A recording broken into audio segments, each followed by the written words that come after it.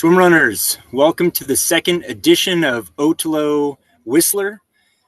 My name is Lars Finanger. I'm one of the race owners and race directors. I'm joined in Michigan by Aaron Pallian. Thanks, Aaron. Yep. And folks, we're really excited to have you coming to Whistler next weekend for our race, our second edition. First edition was really awesome to get our first ÖTILLÖ in Canada under our belt. And we made some course modifications for year two, bigger and better, we think. And after learning a bit more about Whistler and the surrounding area. So we're really excited to share the sport of swim run with you. To those of you who are new to the sport, and thanks for coming back, those of you who have raced with us before. We're going to make this a very short and sweet meeting. We always say we try to keep these under half an hour. They always go over half an hour, but Aaron and I are committed today. And so what we're going to talk about is essentially the schedule, what to expect with the schedule, and then I'm going to go and talk about the course. So we have, of course, the World Series, the Sprint, and the Experience courses. So we're not going to go through step by step on the course, but we're going to just talk in broad strokes about what to expect with signage, what you can expect with safety out there on the course, hydration, etc. So with that said, I do want to say we are about 50-50 in terms of the field with both men and women racing, which is amazing. And then also about 75 Americans are racing, about 70 Canadians. So that's there's a little battle there going on between, will more Americans show up at the starting line or Canadians? However, we've also got some athletes from Hong Kong, Czech Republic, UK, Polynesia, Denmark, China, and Belgium as well. So a very international race. We would expect nothing less from Whistler. That's pretty awesome. With that said, Aaron, why don't you talk about our race schedule? Thanks, Lars. Hi, guys. We're excited to have you. Good increase in the numbers this year, like Lars said. The biggest change to operations is we are further to the south. We're down at Whistler Mountain Ski Club. They were amazing. We contacted them kind of out of the blue, stab in the dark, and they were very receptive, super nice. People there, welcoming, and so we sealed the deal with them to have our start and finish there.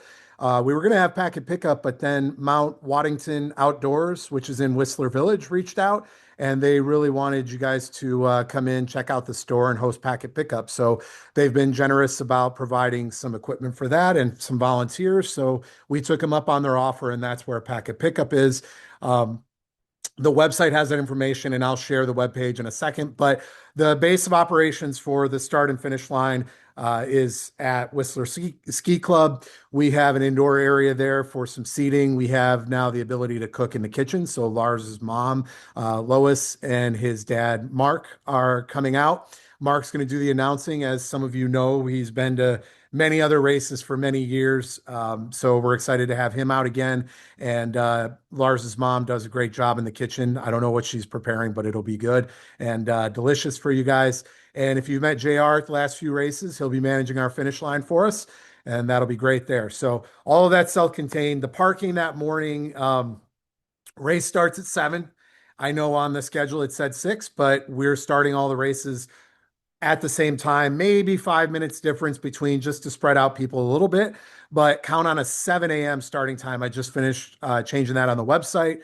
So if you get there about an hour in advance, 6 a.m., a few of you have paid for the add-on to have race morning packet pickup. If that's you and you want to show up a little sooner, you can. You don't really need to. But either way, show up about an hour in advance, carpool if you can. There should be plenty of parking just outside. There's a huge parking lot just outside of the Whistler Ski Club. There's a common area where everyone can park for that whole area. But it always helps for consolidated parking and using the least amount of cars as you can. So just walk up. If you pull up the ski club on a map, you'll see what I'm talking about. You can just walk up, very short walk, and we'll have your packets pre-stuffed. So talking about packet pickup just a little bit, the first race that we pre-stuffed all the packets was Catalina, and it worked out great. and I'm trying to make it even a little more professional. This time around, we'll have labels printed out with your names and teams and all that kind of stuff. So all of them should be pre-stuffed, making it super easy for us to manage packet pickup and really quick for you. You're going to come up, you're going to get a color-coded orange, purple, or red envelope. Red is World Series, orange is Sprint, and purple is Experience. All of your stuff, whether you're solo or team, should fit in one envelope, but just double check with us that that's the case. And you'll get that. It'll have everything in it with a couple exceptions. If you rented a wetsuit from us as an add-on, that will not be in the packet. It doesn't fit in there. So you'll get that at the table next to it. Also, in addition to that, you will get your rest tube. If you're a solo athlete, your rest tube will be separate from that because that's big and kind of bulky. So we don't want to put that in there. The envelope packet should contain your shirt, your giveaway shirt, long sleeve, sun UV blocking shirt, like we gave out at Catalina, a different color though. Just double check that that's in there as long as that fits. Otherwise, that may be on the side as well. In addition to that, any merchandise you may want to buy, we'll have a separate table for that.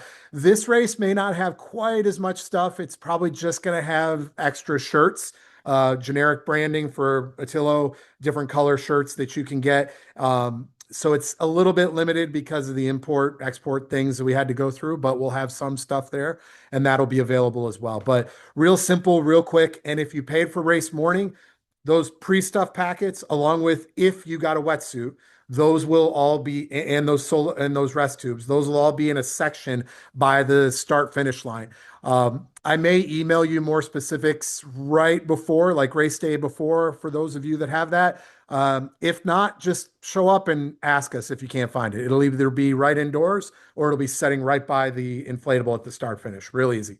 The only other thing I can think, we're going to start coming out of the finish line, the inflatable going the opposite direction. When we do that, you'll be able to also have a bag drop. Nothing in there is going to be checked in or out by us, so make sure it's not valuable. We always tell you not to put your keys in cell phone. I know a lot of you do, but we're telling you not to. We do not keep dibs or dabs on that during the race. We don't actually check you in and out. It's just kind of going to be a pile or wherever you put it by the start finish line or inside. We'll direct you where that is race morning. So other than that, I don't have a lot else going on. And Lars, if you can think of anything else I should mention, let me know. No, I think, Aaron, the general take-home point is, folks, this is swim run is a really casual and welcoming sport. We are kind of a family-driven sport as well, and so usually you will be able to, if you have any questions, pull an athlete aside, pull a one of us aside. Feel free to ask any questions.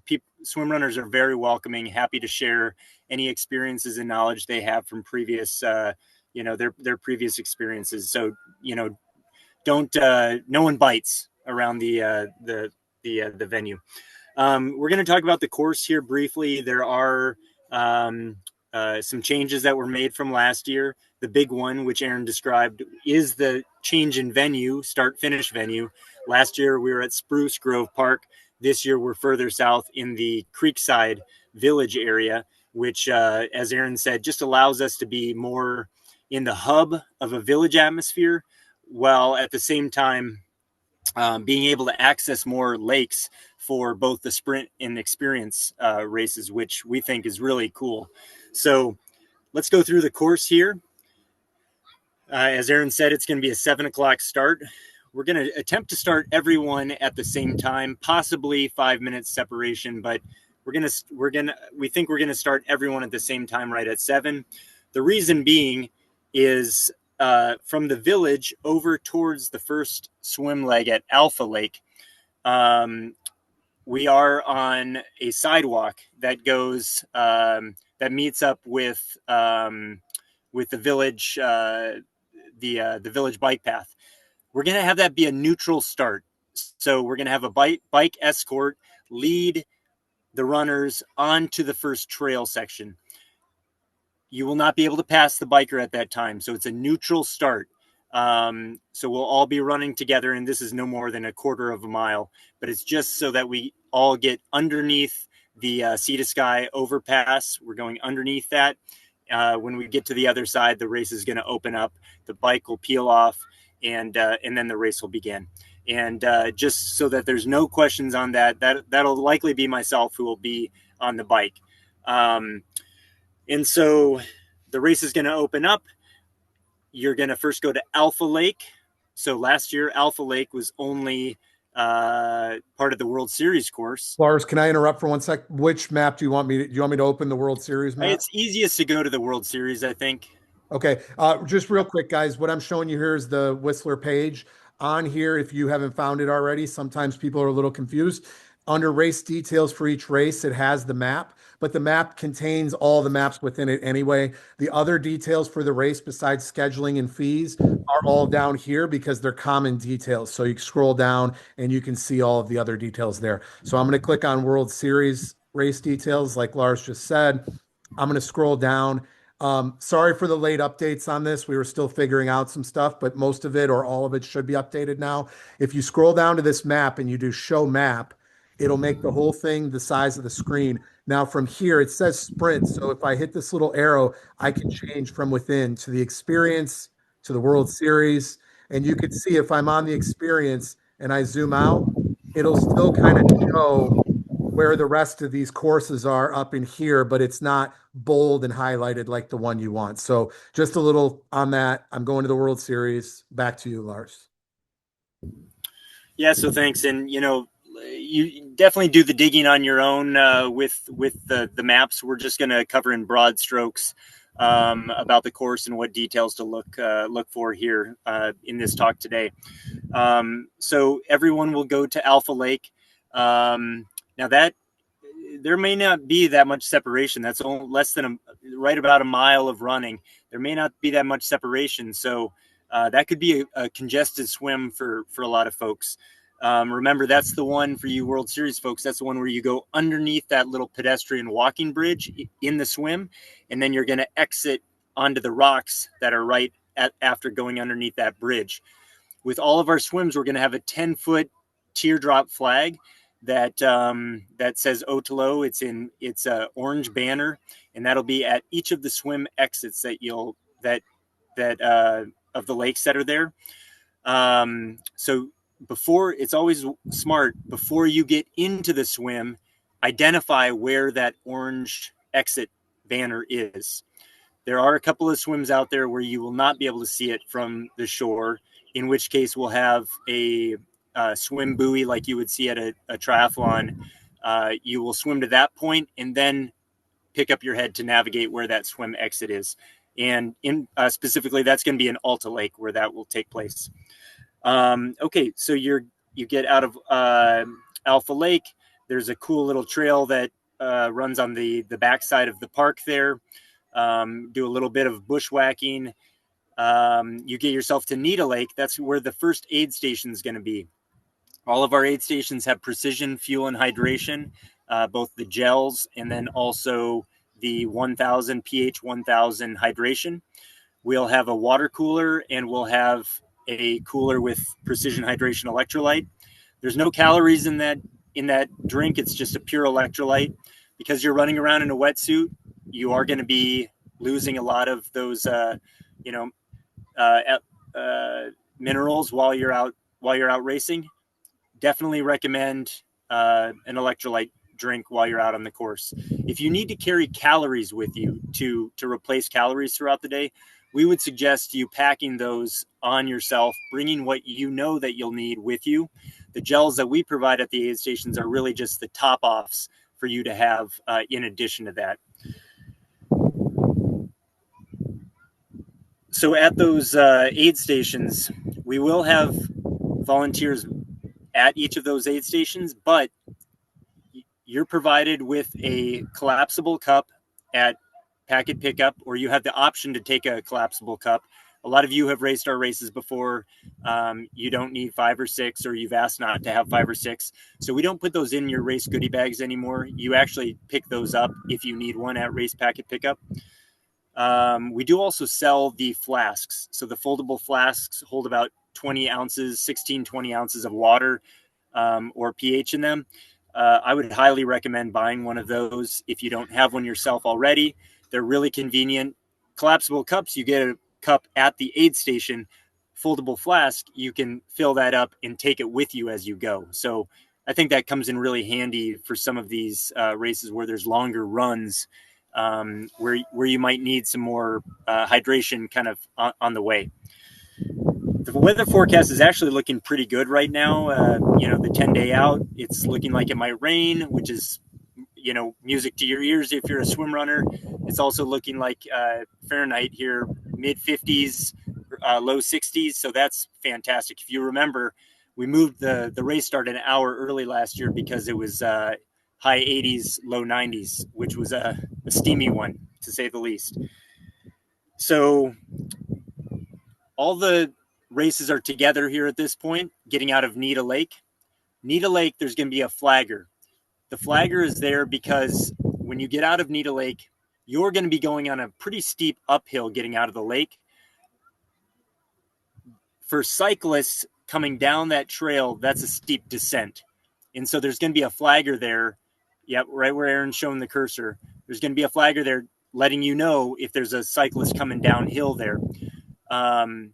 Just use your wits here. We call it heads up racing in swim run, which means you and your teammate work together. Always be aware of your surroundings, whether that's our course signage or in this instance, runners or cyclists or e-bikes. There's a lot of e-bikes in Whistler that are coming by. So you need to always yield to them. Okay, we are guests in their village, in their town. Yield to the public. If cars, if bikes, if e-bikes come through there. So on our way to Alta Lake here, this is where the course separates. So there's a nice big long dock at the Alta Lake Park. The experienced racers, you can see how your swim goes off to the right here. And this is a pretty short swim, but you're going to want to make sure that you identify that you're going to be turning right.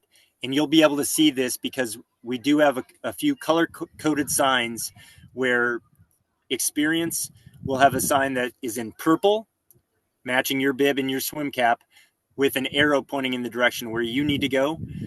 Sprint is going to be, Aaron, orange sign. Yes. Okay, so sprint and World Series, you're going to follow your signs, which is sprint in orange, and I think it's World Series in red. Again, that's going to be matching your bib and your swim cap in color. So experience is going to go to the right there. At that point, you've got one more run, one more swim, and then the quick run to the finish for the experience. For the sprint in the World Series, this is a long swim now. So you've got two swims that are just under a mile. There will be a swim buoy that you're going to pick up because you likely won't be able to see the exit flag that whole way. You're going to pick up that swim buoy, and this is where you get out at Rainbow Park. So when you get out at Rainbow Park, this is a pretty congested public park at Whistler. It's one of the more popular parks that they have. There's a dog park there, volleyball court. So there could be a lot of people at Rainbow Park. There's an aid station that you're going to get to. Go to your aid station. There's going to be another flagger. So that flagger is there because of a railroad tracks. So they're just telling you whether or not you need to stop for a railroad track or not. However, this is also a point where the sprint distance and the World Series break off from one another. So even though the flagger is not there telling you that the courses are dividing, you need to be aware for the signs that point the sprinters to the right and the World Series to the left. Okay, so when the sprinters go to the right, that's going to take you on a really cool trail called A River Runs Through It. It's one of the most iconic trails in Whistler. For the World Series, you're going to follow the signage to the left, and that's going to take you up a pretty steep uphill to a section called Rainbow Falls. Now, this is why we put the asterisk and why you can't totally take the race course maps for exactly what they are until race weekend, because we also do not know exactly the race course we have access to until we set up the course. There's a controlled burn that's taking place for the world, like where the mapping is going for the World Series. If we get there next week and they say, hey, I'm sorry, that section of trail is currently closed, which it very well might be, they gave us a heads up, then we're going to have to take you to the sprint course. The river runs through it, that same section. We will let you know as soon as we know what the situation is. But as of right now, we're planning on the World Series and the sprint separating at that point. Okay, so we need you to make sure that you've packed your climbing legs, because World Series racers, that's a big, beefy climb all the way up to Rainbow Falls. And then you've got a screaming descent back down into the valley trails.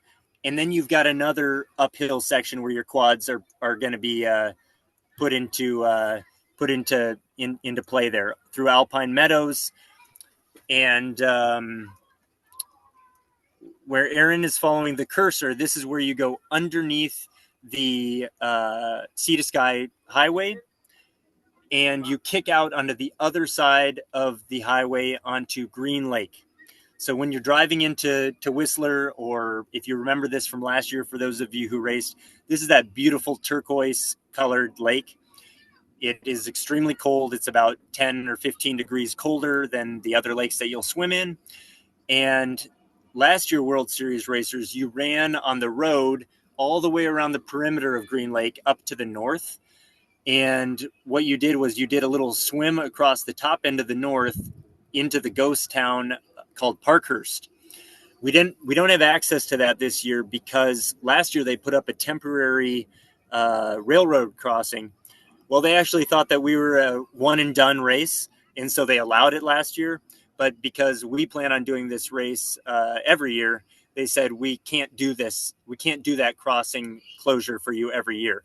So we didn't have access to cross the railroad tracks up there into Parkhurst. So instead, you're doing a short swim in Green Lake, and then you're going to do that sea to sky climb on the trails to get that beautiful vista of the entire Green Lake and the mountains on the other side. It's a stunning view that you earn by climbing your way up there. You're going to come down the Green Lake Trail, and now you're going to go over to Lost Lake. Lost Lake was, for those of you who did the race last year, was your first swim. This year, we've got it a little bit later in the course. So you'll do your swim in Lost Lake. I think by the time you get there, if it's a sunny day, if it's beautiful outside, that Lost Lake could be quite crowded. Just make sure you pick up the exit flag, get to the exit flag. Beautiful trail around Lost Lake, probably a bit more elevation. And then you're going to retrace your steps back to, we have a flagger marked there.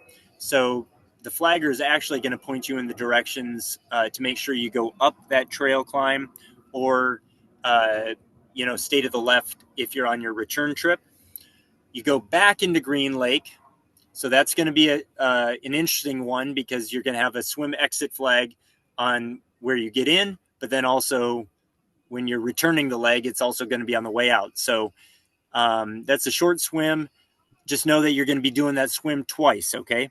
So if you're maybe a slower World Series team and you see swimmers who are swimming at you, they're not going the wrong way. They may just be faster and are coming back, okay? Go underneath that highway again, the Sea to Sky Highway, and now you've synced up again underneath there. You're going to sync up with the sprint course again. Go quite a bit further down there, Aaron. Oh, right here. Yeah. Yep. You're going to sync up with the sprint course again, and you're going to make your way to the Blueberry Farm section of it, which is now your second swim in Alta Lake. It's another long one, so just under a mile swim. You're not going to be able to see the exit flag, so you're going to pick up that swim buoy. And at the time you see that swim buoy, then you can pick up the exit flag, which is going to be at Wayside Park. at Wayside Park, we'll have an aid station, and you will make your way back down to Nita Lake again. So take note on that first time you swim on Nita Lake, because where you've scrambled up out of the swim there is what you'll have to go down. You're going to reverse the track of what you did the first time in Nita Lake. So you're going to swim that again. And actually, we heard from racers last year that that swim is also quite cold. Some even said it's colder than Green Lake. So be ready for a little wake up. You're going to get out of Nita Lake at that aid station, retrace your steps from where that first neutral run was, and now make your way to the finish line. You should have a view of the mountains there. It's right at the base of a ski hill. And as Aaron said, we are stoked to have the start and finish at the Whistler Mountain Ski Club. They've been amazing to work with. And my parents, my dad, who's going to be the race announcer, is extremely excited to welcome you home, having just completed a massive, massive race course. Yeah, we're just excited to have you. It's a breathtakingly beautiful area. The fika options with the bakeries that are all and the coffee shops that are all around Whistler are second to none. Maybe only Sweden has better fika options. But yeah, you've earned your finish, and we'll be excited to welcome you to the finish for the second ever swim run in Whistler. Lars, just real quick before we go, a couple things. Just again to point out, because last year we had a couple questions. Again, Green and Nita, you will be going back and forth on the swim in the same exact spot. So look for head-on traffic, one.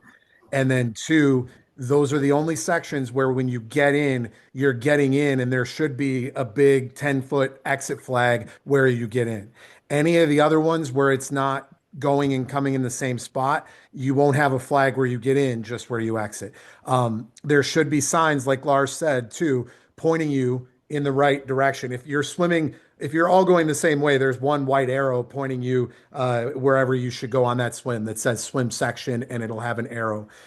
There also should be kayaks in there. You can use those and buoys to swim towards. Something I forgot real quick on packet pickup, what you're going to get. You're going to get a red, orange, or purple bib that needs to stay on at all times. If you have a wetsuit you want to take down, you need to put that back on once you roll your wetsuit down. So keep that in mind. We get a lot of questions about masks and flippers and all that. You can really use whatever you want as long as it's not any kind of propulsion device, like that's got a motor on it or anything like that. I'll tell you right now, the people that have used fins, they never take them past like the first or second water stop. They're always ditching them. But again, you can use a triathlon wetsuit to answer that question that I get all the time. The thing is, that's going to be hard and annoying to run with as you make it through, but it's entirely okay to use that. Packet pickup, you'll get one of those cups, like he said. You'll get a timing chip. If you're on a team, you get one timing chip. If you're on a team, your number should match. That timing chip will have an ankle strap. Put it around whatever ankle you want, and as long as one of you carry that ankle strap with the timing chip through the whole time, that's fine. There is not live tracking, and there is not multiple places that hit that timing chip along the way. That is just at the finish. You're going to get that. We give you a finisher medal, and we give you your award if you place in the top three. We give you that also really quick when you cross that line. JR will have that. Last thing I can remember here is that when you're swimming, you don't have to be tethered together. One of you has to have a tether if you're on a team, but you do not have to necessarily use it. If you get to the exit and you are waiting more than like 10 to 20 seconds for your teammate, your partner to get out, we have a number of times we have people exit and they're waiting there 10, 15 minutes, wondering what's going on. You get one get out of jail free card with that, because you should be swimming together. You should be popping your head up and looking around, making sure you stick together. If you get out and you have to wait at shore, the next time you swim, you should be tethered together so that that doesn't happen again. That's a safety thing. It's a race logistics thing. It's for everyone's benefit. So swim together as a team, whatever it takes.